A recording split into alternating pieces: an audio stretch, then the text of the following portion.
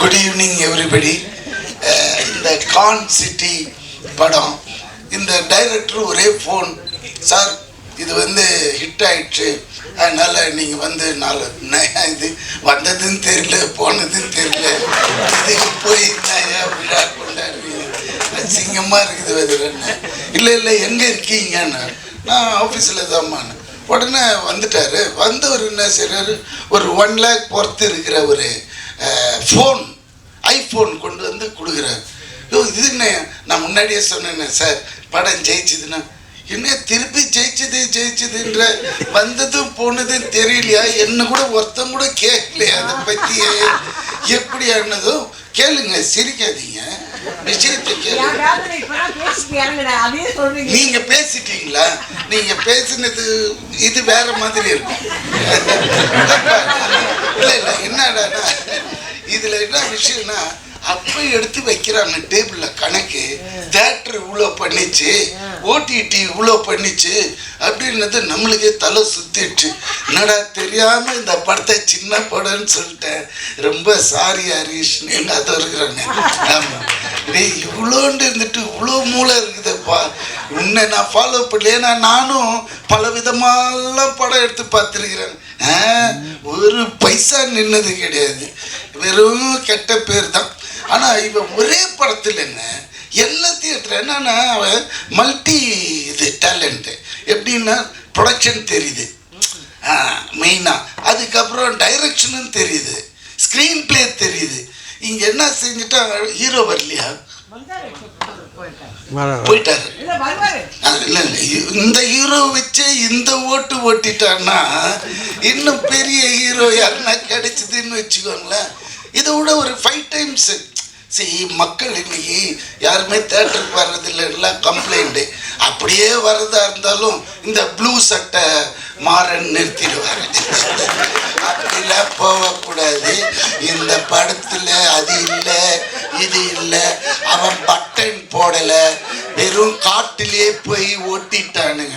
இவர் போனார்னு தான் தெரியும். நான் அவரை குற்றம் சொல்ல, அவரோட சுபாவம், அவர் அதுக்காக படைக்கப்பட்டவர், அதனால அது தப்பே இல்லை. நான் என்ன சொல்றேன்னா, நம்ம படம் எடுக்கிறதுக்கு முன்னாடியே அவர்கிட்ட வந்து கதையை சொல்லி, ஐயா இது ஓடுமா, எப்படி அண்ணாச்சி அப்படி கேட்டுட்டோன்னு வச்சுக்கோங்களேன், அவரோட அப்ரூவல் வாங்கிட்டு போன மாதிரி பேசவே முடியாதுங்களே, புரியுதுங்களா? அப்புறம் இன்னொரு விஷயம் சொல்றேன், கலெக்ஷன் 23 ஜனநாயகன் ரிலீஸ், நம்ம முதல்வரோட படம். அந்த படம் ஆல்ரெடி லீக் ஆயிடுச்சு. ஆனாலும் அவரோட டை-ஹார்ட் ஃபேனுங்க எனக்கு டைரக்டாக சொல்கிறாங்க, பார்க்கல, நாங்கள் தேட்டரில் தான் பார்ப்போம் அப்படின்றாங்க. எனக்கு அதை கேட்டதுமே ஆட்டம் ஆடிட்டேன். அதாவது பார்க்குறானுங்க யாரு, இந்த அம்மா அப்பா சம்பாதிச்சு வச்சு தின்னுங்கிறாங்கல்ல வீட்டில், அவனுங்க தாங்க ஓப்பன் பண்ணி நோண்டி பார்க்குறானே தவிர்த்து உண்மையான ஒரு ரசிகன் அவன் இன்னும் வெயிட் பண்ணுறான் என்னைக்கு தேட்டரில் வரும் படம்ன்றது. அநேகமாக ப்ளூ சட்டையும் பார்த்துருக்கோம், எதனா சொல்லுங்களேன். அதனால இது இப்படி போகிற காலகட்டத்தில் இந்த கலெக்ஷன் பண்ணுதுன்னு இவன் சொன்ன பிறகுதான் இது தெரியுது, இவ்வளோ பெரிய கான்சிட்டியா, இவ்வளோ கலெக்ஷனு. அப்போ என்ன ஆகுதுன்னா, நம்மளுக்கு இந்த மாதிரி படங்கள் எடுக்க ஒரு ஆர்வம் வருது, புரியுதுங்களா? போட்டா, ஆனால் அது நம்ம போட்டால் வராது, அவன் கை ராசி, நம்ம போட்டால் பிடிக்கும், அது அவர் போட்டாருன்னா விழும் தாயம். அதுதான் சில கை ராசி இருக்கு நம்ம. அதனால இவ்வளோ கஷ்டப்பட்டு போய் நடித்து பண்ணும்போது சந்தோஷமாக இருக்குது, கேட்கும்போது இந்த படம் இவ்வளோ பண்ணிச்சா அப்படின்னும்போது. அதனால அதுக்கப்புறம் வேறு என்ன சொல்கிறது, இதுதான் மெயின். நான் அப்புறமா வரக்கூடாதுன்னு இவர் சொன்ன இந்த விஷயம்லாம் கேட்டதும் நம்மளுக்கே ஒரு புல் அரிக்குது இப்போ கூட. அதனால தான் வந்துட்டேன் நான். வேறு என்ன தெரியுமா, அடுத்த படம் எப்போ ஆரம்பிக்கிறீங்க பார்த்தீங்களா?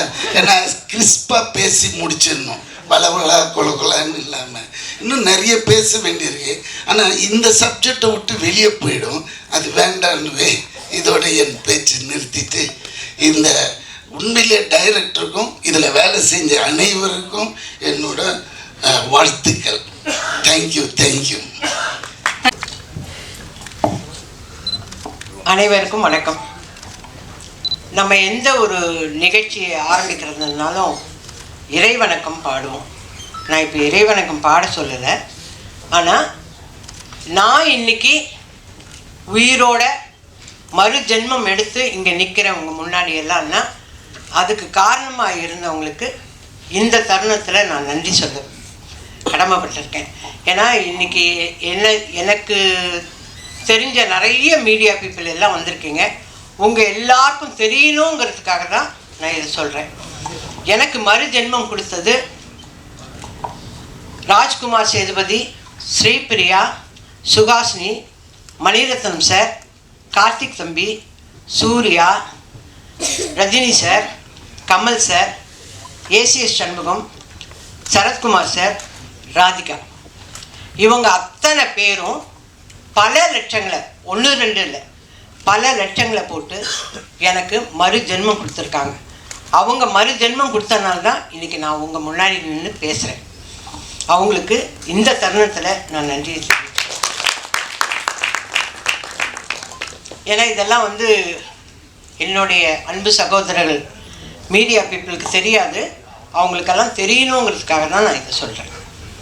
அதே மாதிரி இப்போது கான்சிட்டி 25வது நாள்.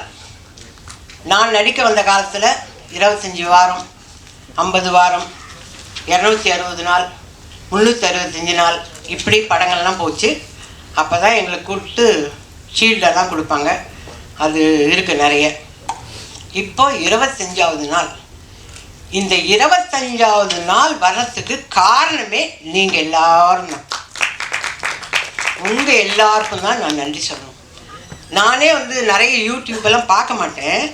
இதை பார்க்கும்போது இங்கே வந்தவர் ட்ரெய்லர் ரிலீஸ் ஆன அன்றைக்கி வந்த ஒரு யூடியூப்கார் சொல்கிறார், நான் பார்த்தேன், அது நல்லா இருந்தால் படத்துக்கு போவோம், இல்லைன்னா வேண்டான்னு இருந்தேன். ஆனால் படத்துக்கு போய் உட்காந்துட்டு வெளியிலே வர முடியல. அந்த அளவுக்கு அது அவ்வளோ இன்ட்ரெஸ்டிங்காக இருந்தது. அந்த படம் ரொம்ப சூப்பராக பண்ணியிருந்தாங்க அப்படின்னாங்க.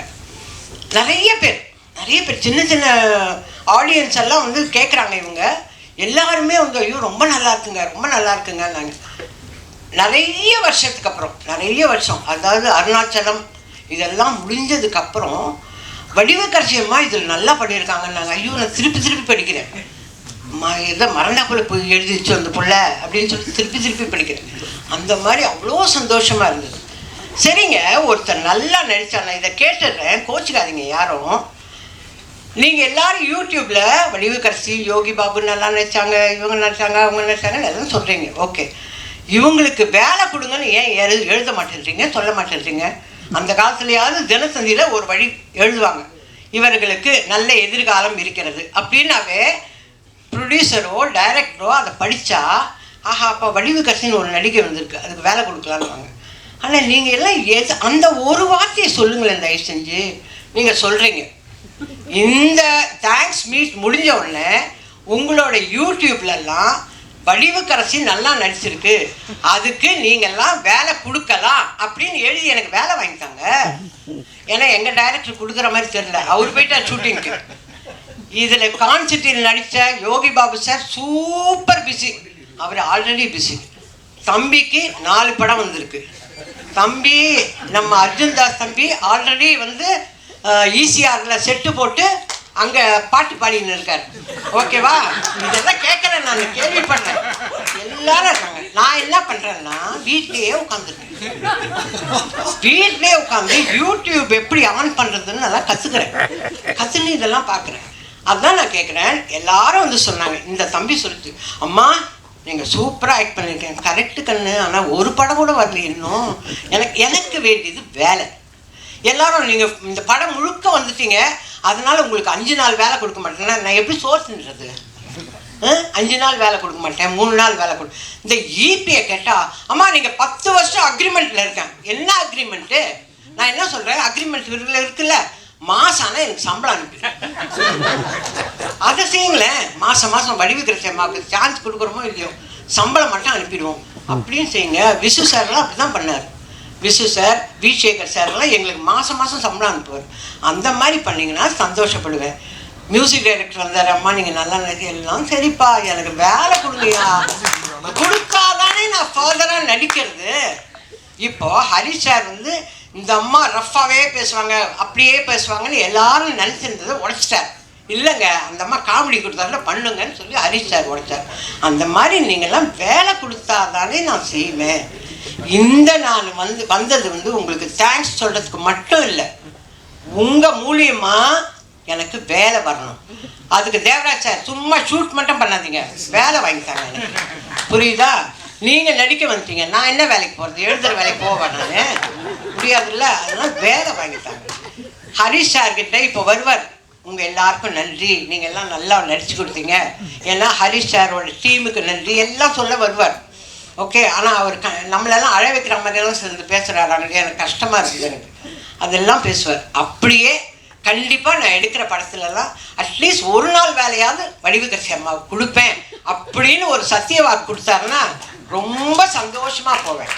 அது எப்படிங்க, அவரோட டீமில் பாட்டு எழுதுறவர் இருப்பார், மியூசிக் டைரக்டர் இருப்பார், அர்ஜுன் தாஸ் தம்பி இருப்பார். ஆனால் நான் இருக்கக்கூடாதா? நான் இருக்கக்கூடாதா கேட்குறேன் இல்லை? அப்போ நான் வேலை செய்யலையா? அப்போ நல்லா செய்யலையா? சும்மா சொல்கிறீங்களா? என்னை கூப்பிட்டு வந்து உட்கார வச்சு, சரி இந்த வயசான காலத்தில் இதுக்கு இதையாவது நிம்மதி இருக்கட்டும்னு சொல்கிறீங்களா? நான் நல்லா நடிச்சேன்னு உங்கள் மனசாட்சிக்கு தெரிஞ்சால் எனக்கு வேலை கொடுங்க அண்ணாச்சி. நீங்கள் போகிற இடத்துக்கும் எனக்கு வேலை வாங்கி கொடுங்க அண்ணாச்சி. சும்மா நீங்கள் குழந்தைங்களோடவே இருந்தேன் அப்படி. நான் உங்களோட நடிச்சிருக்கேன்ல, நான் நல்லா தானே நடிப்பேன். நான் ப்ராம்ப்டிங் வாங்காமல் நடிப்பேன்ல. போதும். இந்த ஈபி மாதிரியே சொல்லாதீங்க. இந்த ஈபி அப்படிதான் சொல்லிட்டு இருக்கு, அந்த மாதிரி சொல்லாதீங்க. எனக்கு தயவு செஞ்சு வேலை வாங்கி கொடுங்க. நான் அடுத்த சக்ஸஸ் மீட்டில் வந்து பேசினாவோ இல்லை ப்ரெஸ் மீட்டில் பேசினாவோ நான் ரொம்ப ரிக்வெஸ்ட் பண்ணி கேட்டேன், நீங்கள்லாம் எனக்கு வேலை வாங்கி கொடுத்துருக்கீங்க, ரொம்ப சந்தோஷம்னு நான் சொல்லணும். உண்மையிலே சரத் சார் போகிற இடத்துலலாம் வயசான கேரக்டர் இருக்கா, மதர் கேரக்டர் இருக்கான்னு கேட்குறாராம். பாவம், அவரெல்லாம் எனக்காக வேலை கேட்குறாருங்க. ஸ்ரீபிரியா வேல்ஸ், அந்த ஐஸ்வரி வேலன் அவங்க பிள்ளைகிட்ட வேலை கேட்குறாங்க, வடிவுக்கரசி அம்மாவுக்கு ஏதாவது கேரக்டர் இருந்தால் சொல்லுங்கள். கமல் சார் நீங்கள் என்ன பூஜை போட்டுருக்கீங்களா லைனாக, அதில் வடிவுக்கரசிக்கு வேலை கொடுங்கன்னு எல்லாரும் எனக்காக வேலை, எனக்கு மறுஜென்மம் கொடுத்தது பத்தாதுன்னு வேலையும் கேட்குறாங்க. நான் இந்த ஃபங்க்ஷனுக்கு வந்ததே எல்லாரும் என்னை பற்றி நல்லா எழுதுனீங்க, அதுக்கு நன்றி.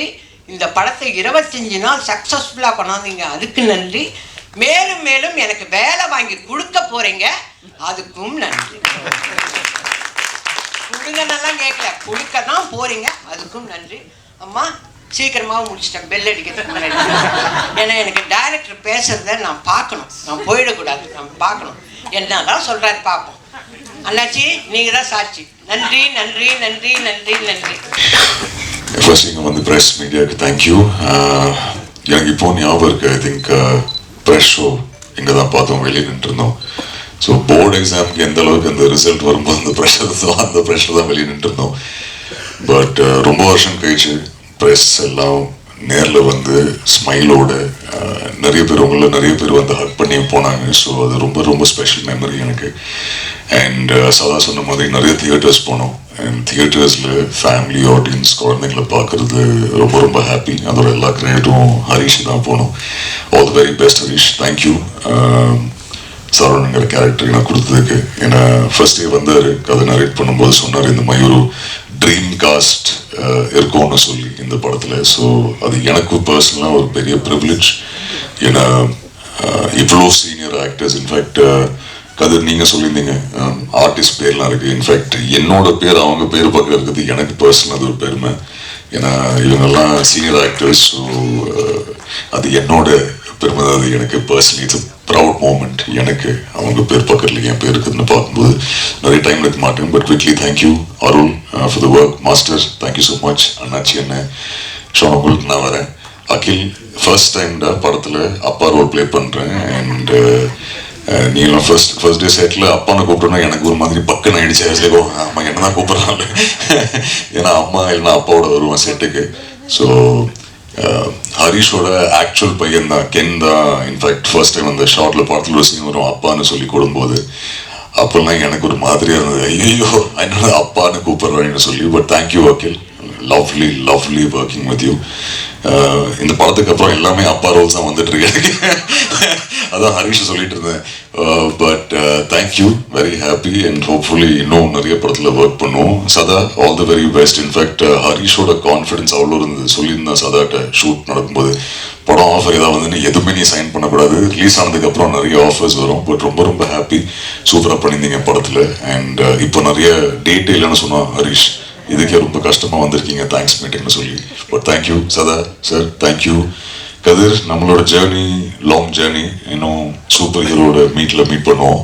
இன்னும் கொஞ்சம் ஷூட் இருக்கு. பட் எஸ், தேங்க்யூ இங்கே வந்து பேசுனதுக்காக. All the very best Raghu.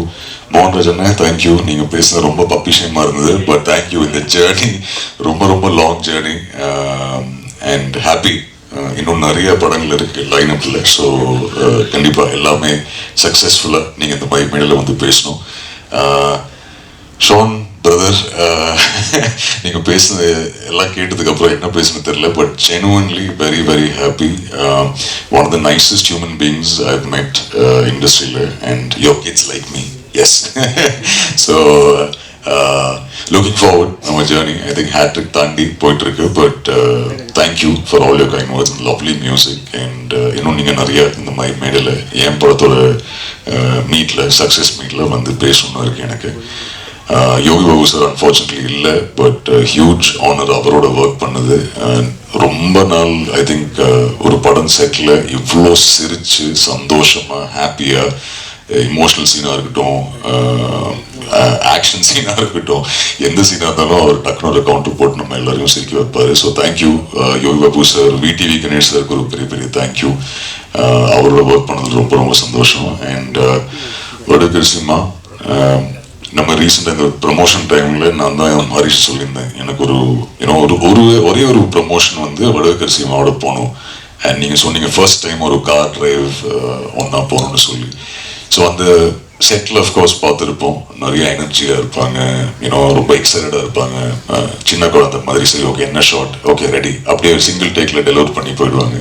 But அன்றைக்கி அந்த இன்டர்வியூ ஒன்றா பண்ணும்போது லைவ்ல அவங்க ஒரு விஷயம் சொன்னாங்க. ரிலீஸ் ஆனதுக்கப்புறம் நிறைய கமெண்ட்ஸ் பார்க்குறாங்க அவங்க, யங்ஸ்டர்ஸ் எல்லாம் கமெண்ட்ஸ் பார்த்து அவங்களோட பெர்ஃபார்மன்ஸ் அப்ரிஷியேட் பண்ணாங்க. அண்ட் அந்த அப்ரிசியேஷன் அவ்வளோ என்ஜாய் பண்ணி அவங்க ஃபேஸில் அந்த ஸ்மைல் பார்க்குறது was genuinely so happy for யூமா. அண்ட் ஹரிஷ் ஃபர்ஸ்ட்லாம் சொன்னால் நீங்கள் தான் பண்ணால் சூப்பராக இருக்கும். And I think you stole the all the limelight from this movie. உங்க பெர்ஃபார்மன்ஸ்னால இன்னும் நிறைய படங்கள் பண்ணுங்கம்மா. And I hope we get a chance to collaborate so much more. And அம்மா அவங்கள்ட்ட கேட்டதாக சொல்லியிருக்காங்க, நீங்கள் நியூஸ் படிஸ் ஆகிட்டீங்க, என் கால் ஆன்சர் பண்ண மாட்டாங்க, அம்மாவோட கால் மட்டும்தான் ஆன்சர் பண்ணுவாங்க. பட் ஆல் தி வெரி பெஸ்ட்மா. Thank you so much for accepting to be a part of this film. எனக்கு ஒரு huge learning from you. And thank you. You've done a fabulous job. And Harish, first day சொன்ன மாதிரி big thank you to you. என்னை நம்பி இந்த role கொடுத்ததுக்காக. பரத், உனக்கும் thank you சொல்லிடுறேன்டா ஃபார் ஆல் த ஒர்க். ஏன்னா இப்போ அடுத்த படத்தில் அவன் கூட தான் ஒர்க் பண்ணுறேன். So I can say thank you. And நம்ம Ayyappan sir, Muthukumar sir, thank you sir, thank you so much. படம் இப்படி நிறைய போஸ்டர் பார்த்தேன், பட் நான் அது ஆக்சுவலி ஷேர் பண்ணல. ஏன்னா இவங்க ஷேர் பண்ணியிருந்தாங்க 700 screens world wide, biggest release. எனக்கு ரொம்ப பப்பிஷயமாக இருந்தது ஷேர் பண்ணுறதுக்கு. But thank you sir, genuinely. நீங்களும் பர்சனலாக நிறைய தியேட்டர் விசிட்ஸ் வந்திருந்தீங்க. அண்ட் உங்களோட ஹாப்பினஸ் தியேட்டரில் உட்காந்து உங்களோட பார்க்கும்போது அதுவும் ரொம்ப ஹாப்பியாக இருந்தேன். But thank you sir, all the very best you. Lalu படி, கைதியிலேருந்து கம் ஃபார்வர்ட், கைதியிலேருந்து இந்த ஜேர்னி. தேங்க்யூ இந்த படத்தில் ஒரு பாட்டாக இருந்ததுக்கு. தேங்க்யூ படி. Big thank you to Ahimsa also. Vidhur's பிரதருக்கு ஒரு பிக் தேங்க்யூ. அவரும் ஒரு ரொம்ப சூப்பர்பான ரிலீஸ் கொடுத்துருந்தாரு என்னோட ஃபர்ஸ்ட் மூவி வேர் இவ்வளோ வைட் ரிலீஸ் கொடுத்ததுக்காக. அண்ட் ஐ திங்க் எல்லாரும் கவர் பண்ணுறேன்னு நினைக்கிறேன். பிக் தேங்க்யூ ப்ரெஸ் மீடியாவுக்கு, to the audience, all the குட்டீஸ். தியேட்டருக்கு வந்து அத்தனை குட்டீஸ், அதான் நீங்கள் சொன்னீங்களே பிளஸ் பண்ணாங்கன்னு. இன்ஃபேக்ட் இந்த தியேட்டர் ரவுண்ட்ஸ் போகும்போது ஃபேமிலி ஆடியன்ஸ்லேருந்து வர அந்த ஃபீட்பேக் இருக்குது. ஐ திங்க் தொடர்ந்து நம்ம எல்லா படத்துக்கும் தியேட்டர்ஸ்க்கு போவோம், ஃபீட்பேக் கொடுப்பாங்க. அண்ட் அவங்க கொடுத்த ஃபீட்பேக் இந்த படத்துக்கு அப்புறம் it was very emotional. ஏன்னா முஃபாசாக்கு அப்புறம் குட் பேட் அப்புறம் நிறைய குட்டீஸ் வந்து பேசுவாங்க. But I think Con City பார்த்ததுக்கப்புறம் இன்னும் நிறைய குட்டீஸ் வந்து அவங்க ஃபீட்பேக் கொடுத்து, நிறைய ஃபேமிலி ஆடியன்ஸ் அவங்க ஃபீட்பேக் கொடுத்து, ஜெனுவன்லி ரொம்ப எமோஷனலாக இருந்தது. And it only wants to make me work harder future மூவிஸில். So thank you once again. And நீங்கள் ஆஸ் ஆல்வேஸ் சூப்பராக. Like same question, are you accepting any proposals right now அப்படின்னு கேட்குறாங்க. என்ன பதில் சொல்லலாம் சார் அவங்களுக்கு? மூவி ஸ்கிரிப்ட் ப்ரொபோசல்ஸ் அம்சாங்கன்னா கண்டிப்பாக அக்செப்ட் பண்ணுறேன். வேற எந்த ப்ரொபோசலும் அக்செப்ட் பண்ணல. ஸோ எலிஜிபிள் பேச்சுலராகவே கண்டினியூ பண்ணலாம் முடிவு பண்ணிட்டீங்க. நீங்களுமா கேட்டீங்க? ஆமாம், அப்படியே. சார் ஹரிஷ் சார் வந்து இன்டெரக்டாக கேட்க சொன்னார். ஹரிஷ் அதெல்லாம் கேட்கவே மாட்டான். மேக்ஸ் டு மேக்ஸ் அடுத்தது நம்ம இந்த நெட்ஃப்ளிக்ஸில் வரும்போது என்ன ப்ரொமோஷன் பண்ணலாம் ப்ரோ, அதுதான் கேட்பான் தவிர்த்து வேற இந்த மாதிரி கேள்விகள்லாம் எதுவும் கேட்க மாட்டான். காலையில் சாப்பிட்டியா இல்லை தூங்குனீங்களா அதெல்லாம் கிடையாது. ப்ரோ இந்த சீன் எப்படி நம்ம 23 இயர்ஸ் ஆயிடுச்சு, பரவாயில்ல நீங்கள் தூங்கலாம், வேணாம் வாங்க ஷார்ட் பண்ணிடலாம் வாங்க, அதுதான் ஹரிஷ். இந்த மாதிரி கேள்விகளை கேட்கவே மாட்டான். இப்போவும் தேங்க்ஸ் வெளியே போகும்போது எந்த கேள்வியும் சார் 24th வந்து நெட்ஃப்ளிக்ஸ் ரிலீஸ் ஆகுது, அதுக்கு நம்ம என்ன பண்ணலாம் ப்ரோ, நீங்கள் சொல்லுங்க ப்ரோ அப்படின்னு நம்ம எதாவது அவங்க ப்ரொமோட் பண்ணி அதை பண்ணலாம் ப்ரோ, அதை மூடி டெஸ்ட் பண்ணிட்டு அப்படியே. அதுக்கப்புறம் இல்லை ஹரிஷ் இது இப்படி பண்ண பார்த்துக்கலாம் ப்ரோ, பண்ணிடலாம் ப்ரோ, அதுதான். ஸோ ஹரிஷ் இந்த கேள்வியெல்லாம் கேட்க மாட்டேன். பட் ஐ திங்க் அந்த எனர்ஜிக்கு மேட்ச் பண்ணி நீங்களும் மீடு கொடுத்து ஓடினதுனால we are there almost in 25th day and ஆமா, இருக்கிற எல்லா எனர்ஜி ஃபுல்லா கொடுத்தாச்சு. ஹரிஷன் ஹரிஷன் படத்துக்கு ஃபுல்லா கொடுத்தாச்சு எனர்ஜி ஃபுல்லா. இப்படி தான் போனோம் ஷூட்டிங்லாம் முடிச்சேன். கொஞ்ச நேரம் தூங்கலாமா அந்த மாதிரி தான். குடும்பமா சேர்ந்து அர்ஜுன் தாஸ் சார் என்ன பண்ணி வச்சிருக்கீங்க நீங்க? இல்ல but very happy. I think at the end of it இந்த ஸ்மைல் பார்க்கும்போது genuinely very happy. And I think Harish I think day ஒன்லேருந்து ரொம்ப கான்ஃபிடென்ட்டாக இருந்தார் தட் ஆடியன்ஸ்க்கு இது படம் பிடிக்கும்னு சொல்லும்போது. ஸோ அண்ணன் தம்பியோட ஃபேஸில் இந்த ஸ்மைல் பார்க்கும்போது ரொம்ப ஹாப்பி. என்ன பிரச்சனை, அவன் அப்போலேருந்து ஒரு PS5 கேட்டுட்டு இருக்கான், அது மட்டும் வாங்கி கொடுத்துடணும் படத்துக்கு. Thank you sir, thank you so much. Thank you so much, thank you.